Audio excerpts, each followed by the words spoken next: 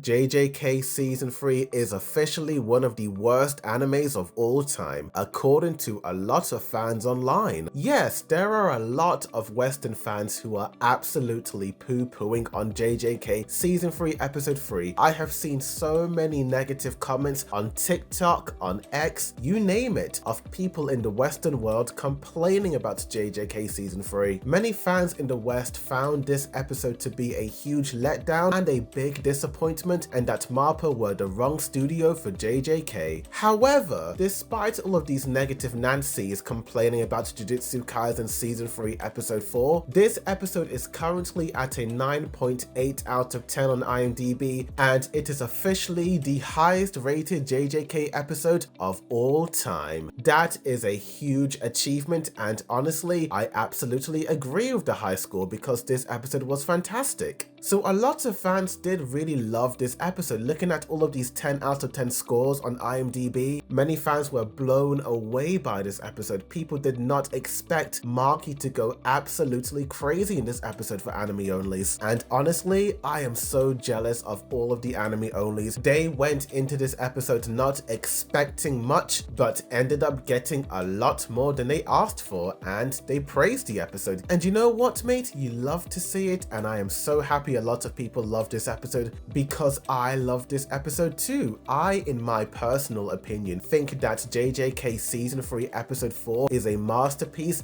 in art and animation and storytelling. This episode was able to give us everything we love about anime. Great writing, great artwork, great animation, and the music and sound effects and voice acting, wow dude, it blew me away. However, despite me and a lot of other fans loving this episode, there were a lot of fans complaining about this episode. Yes, you do have your typical fans in the West complaining about the art direction and all that, but to my surprise, there was a huge amount of negativity from the Japanese fandom of JJK. Not even a whole hour went by and there was already a truckload of negativity from many Japanese fans. Most of the complaints apparently came from the fact that this episode did not perfectly one-to-one adapt the manga panels. In particular, the Toji scenes that were introduced in this episode. Many fans felt like MAPPA absolutely fumbled the bag, and there is so much negativity towards the director Shoto Goshizono. I'm going to be honest with you guys, I did expect some negativity towards this episode because at the end of the day, JJK is a popular shonen IP, but the fact that there is all this negativity and it is coming from the Japanese fandom is very surprising. I have also been seeing some anime fans, not just in Japan, but also in the Western world, complaining that this episode hyped up Maki too much and not enough Naoya. If you guys are unaware, back in 2024, JJK fans in Japan got the chance to vote for their favorite JJK characters. In the top 5 rated characters, the highest rated characters, no surprise here, you've got Satoru Gojo, Itadori Yuji, and Fushiguro Megami. But what about the other two? Well, number 4 does appear to be Geto. Makes sense. A lot of fans love the whole brotherly bond between Gojo and Geto. But number 5, it's Naoya at number 5? Yep, according to Japan, they love Naoya so much that they ranked him at number 5. Honestly, mate, I don't know whether or not this is meant to be a joke or if they are actually serious, but considering the negativity towards this episode with Maki defeating Naoya in battle, the results are here, and I suppose a lot of the negativity does make sense now, considering how many fans in Japan love this character. Oh dear. Oh dear. But going back to the whole Toji drama, yes, a lot of people were not happy with the way they adapted the manga panels into the anime. I've been seeing the same comments over and over again, not just from the Japanese fans, but from other fans all around the world. Many fans think that MAPPA ruined these panels and they should have just made a one-to-one. And what do I think about all of this? I think that is an absolute outrageous take, because the great thing about an anime adaptation is that they are taking elements elements from the manga. Yes, they are adapting it, but with the medium of animation, you can do so much more than the manga panels could do. Instead of adapting this manga panel of Toji standing next to Maki side by side, I love the way it was animated in the anime, showing us the connection, the internal connection. In the manga, you have to really go all out with these illustrations because you were shown this panel once, whereas in the anime, you have the medium of animation to go wild with what choices you decide to make in regards to adapting these panels. And in my personal opinion, I think the choices that they made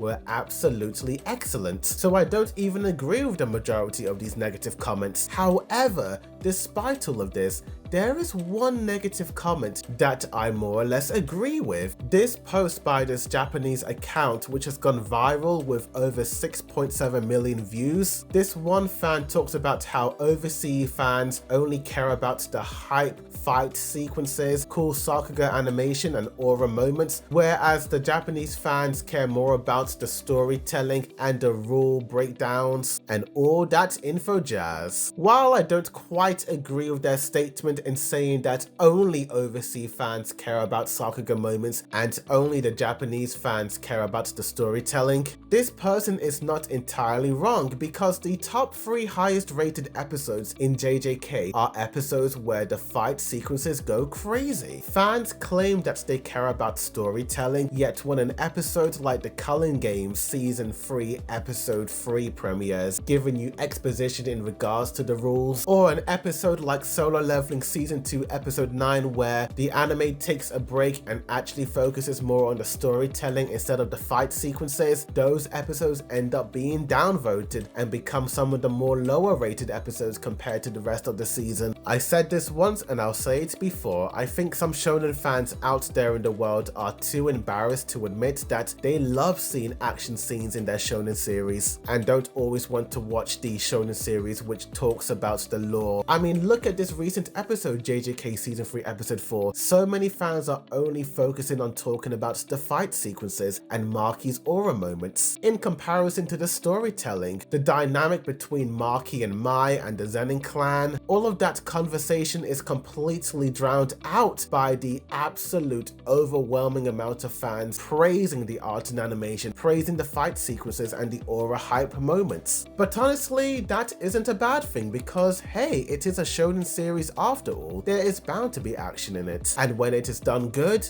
then praise it, and praise it as much as possible. YouTuber Kobeni Cars made this wonderful comparison video online comparing the anime to the manga. Fans who don't like this episode when it comes to the way it was adapted from the manga need to understand this. The manga panels, while it has those extra gritty details, the anime cannot adapt every single detail that is drawn on a character into an anime. It is a motion picture. All those extra little details will take a lot of time. The manga artist is restricted to only drawing a particular scene in one manga panel, which is why a lot of these mangas tend to have more detail in the manga panels compared to the anime. The artist pours as much energy and detail into that panel as possible to convey the emotion, the energy, the thoughts and feelings of the character in that particular panel. But animation, you can do that through voice acting, music, art direction, and of course the animation. Honestly, all of this outrage reminds me of the Chainsaw Man Season 1 drama, where the fans in Japan signed a petition to remake Season 1